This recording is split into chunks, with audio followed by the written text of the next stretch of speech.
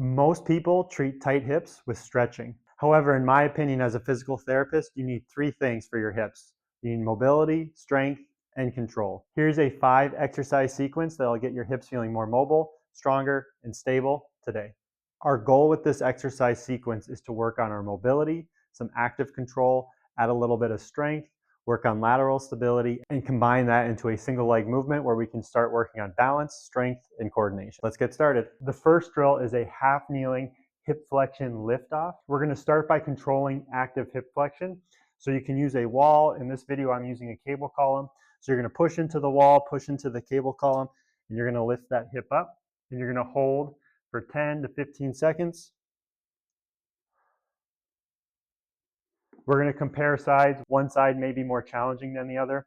If you want to make this a little more challenging, you can lift that hip up a little higher.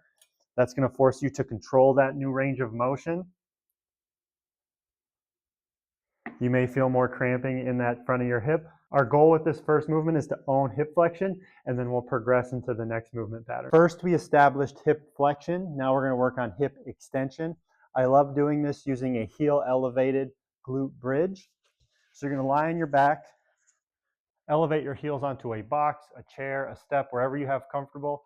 You're going to then drive through your hips, squeeze your glutes, count to 5, and then back down. And we'll do 10 of those. Nice and easy. Again, driving through the heel, squeezing your glutes. Creating powerful hip extension is important in development of power, but also, again, we're just trying to open up the hips in all directions. So we started with flexion, moved into extension, and now we're going to move into rotation. This next drill is going to focus on the rotation. This is a quadruped hip IR drill. First, we can perform this without using resistance. So you can get on all fours and just actively rotate the hip side to side.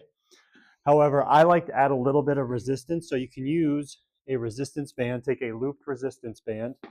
You can wrap it around one leg, bring it out, and then you can focus on resisting that motion.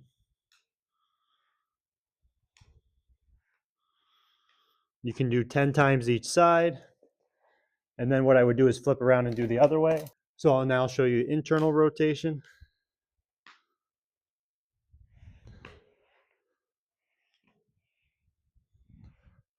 So again, I love the quadruped hip IR just to work that rotation aspect of the hip. I love doing it more with resistance. You're going to feel your muscles start working, and you'll notice an overall improvement in strength as you start to perform these drills on a more regular basis. Next, we're going to focus on moving side to side and controlling that lateral movement. I love lateral squat hovers because not only do they open up the adductors, they just make the hips feel a little more loose, and you're going to notice a complete difference in how you feel after performing this movement. So you're going to start into a wide stance, V stance, lateral squat, and you're just going to hover with a pause back and forth. I like using my hands for support if I need to. If you struggle, you can maybe use chairs or some yoga blocks. But again, just opening up those hips, feeling a little bit of control, side to side. It's a wonderful drill just to, again, work on a little lateral movement, but also open up your adductors before we finish with the last movement pattern for the day. Finally, we're going to integrate all of what we just did into a single leg exercise that's going to work on hip stability, balance, and control. I love this single leg RDL because it's a challenging exercise, but one that if we can improve on, we'll notice great carryover into our overall functional daily activities. Form the first two with different supports. I love using a hand for a support. As I hinge back, it just gives me a little more control. If you want, you can use 2 hands to start it back. Again, I want to focus on kicking that leg back towards the wall. That's the cue that I'm using. Kick that leg back towards the wall. As you feel more comfortable, you can add weight to the hand supported.